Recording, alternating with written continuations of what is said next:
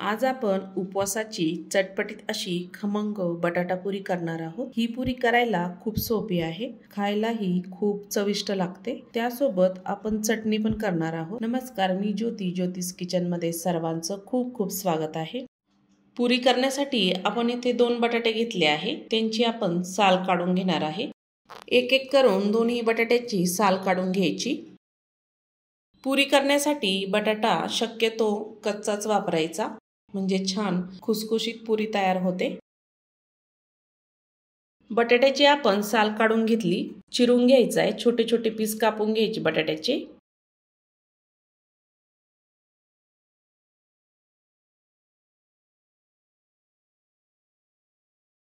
बटाटा चिरल्यानंतर लगेचच पाण्यामध्ये टाकूया। चिरलेले बटाटे स्वच्छ पाण्याने धुवून घ्यायचे।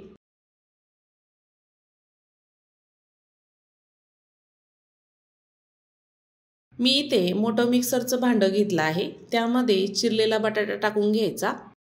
6 ते 7 हिरव्या मिरच्या टाकायच्या, अर्धा चमचा जिरं टाकायचं।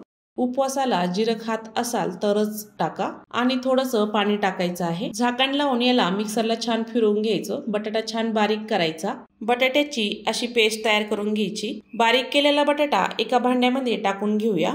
2 कप इतकं भगरीचं पीठ टाकलं आहे, तुम्ही याऐवजी राजगिऱ्याचं पीठही वापरू शकता।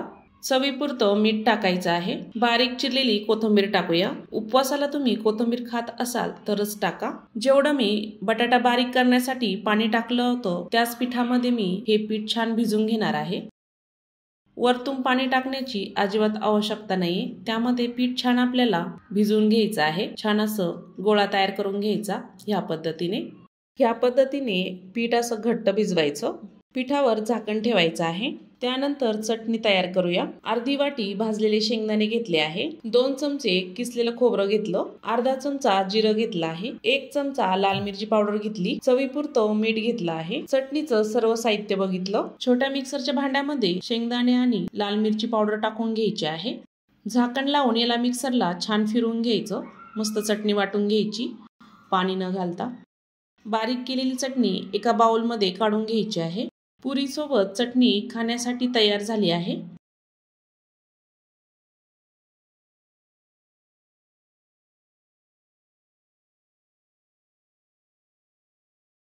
पीठही छान मुरलं आहे। हाताला थोडंसं तेल लावून छोटासा गोळा घ्यायचा आहे। छान असा गोल तयार करून घ्यायचा। हातावर असा चपटा करायचा। मी इथे एक प्लास्टिकचा कागद घेतला आहे, त्याला थोडंसं तेल लावून घ्यायचं, किंवा तूपही लावलं तरी चालतं। त्यावर तो गोळा ठेवायचा आणि छान असा थापून घ्यायचा। छोटे छोटे अशा पुऱ्या तयार करायच्या आहे।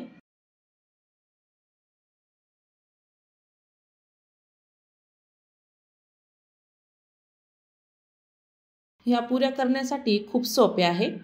मस्त अशी पुरी तयार झाली।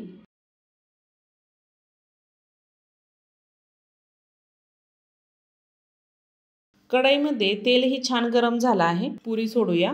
पुरीवर थोडं थोडं तेल सोडत पुरी आपल्याला छान तळून घ्यायची। मस्त अशी टम्म फुगली आहे, बघू शकता। सुरुवातीला तेल कडक ठेवायचं, त्यानंतर गॅस आपल्याला मध्यम ठेवायचा आहे। मस्त अशा गोल्डन कलर येईपर्यंत पुऱ्या छान तळून घ्यायच्या। तळलेली पुरी आपण एका प्लेटमध्ये काढून घेणार आहे। पुरीचा कलर बघू शकता किती सुंदर आला आहे। मस्त बटाटा पुरी, त्यासोबत दही आणि चटणी, छान।